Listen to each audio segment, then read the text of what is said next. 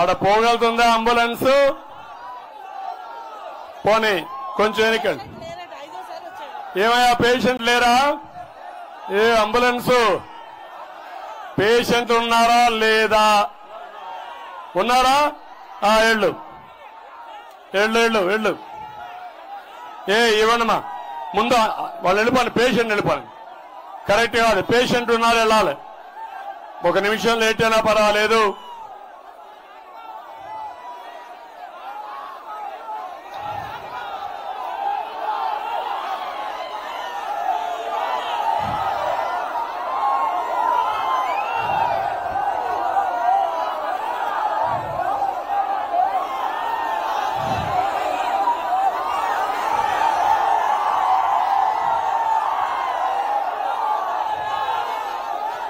కానీ తొందరగా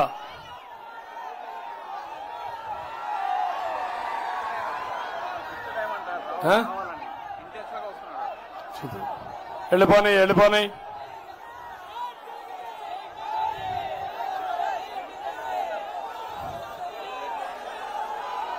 ఏం తమ్ముళ్ళు హుషారుగా ఉన్నారా? ఏమమ్మా హుషారుగా ఉన్నారా? నమ్మకంగా చిత్తుగా ఓడిస్తారా లేదా? మీరు వైసీపీని భూస్థాపితం చేస్తారా లేదా? ఈ రాష్ట్రానికి పట్టిన శని ఆ పార్టీ వదిలించుకుంటారా లేదా? 5 ఏళ్ల శని అనుభవించాం. ఇప్పుడు దాన్ని వదిలించుకునే శక్తి మీ దగ్గరనే ఉంది.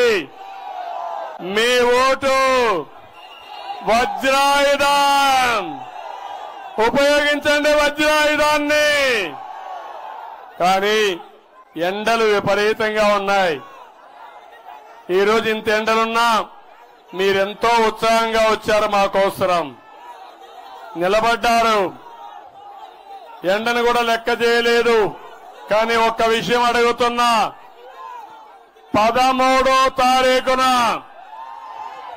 7 గంటల నుంచే పోలింగ్ ప్రారంభమవుతుంది. తెల్లవారితో నిద్ర లేసి రెడీగండి. దేవుడికి దండం పెట్టుకోండి. మీరు నమ్మిన దేవతకు పెట్టుకోండి. అక్కడి నుంచి 7 గంటల లైన్లో నిలబడుకోవాలి. గంటో ఓటేయడానికి వెచ్చించండి.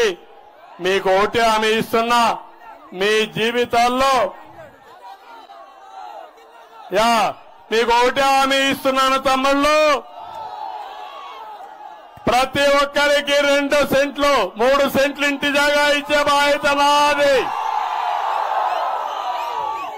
ఇప్పుడు ఇచ్చిన ఇంటి జాగా కూడా క్యాన్సిల్ చేయను.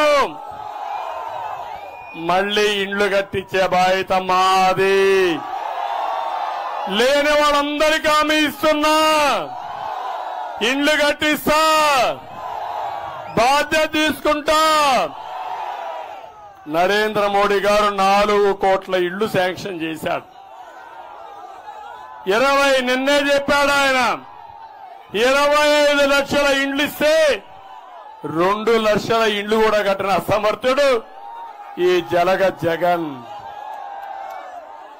నా పరిపాలనలో ఇండ్లు పరిగెత్తాయి. కన్స్ట్రక్షన్ అంతా కూడా బాగా జరుగుతుంది.